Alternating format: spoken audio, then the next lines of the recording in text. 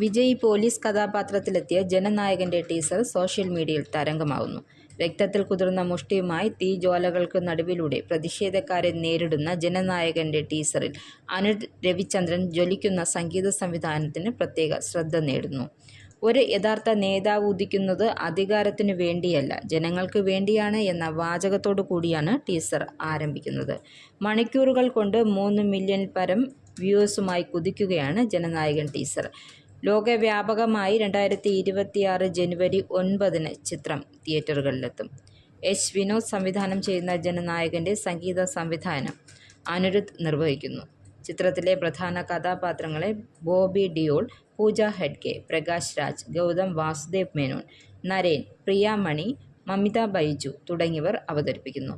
Venkat K. നാരായണനാണ് KVN പ്രൊഡക്ഷൻസിന്റെ പേരിൽ ജനനായകൻ നിർമ്മിക്കുന്നത്. ജഗദീഷ് പളനിസ്വാമിയും രോഹിത് NKയുമാണ് സഹനിർമ്മാണം.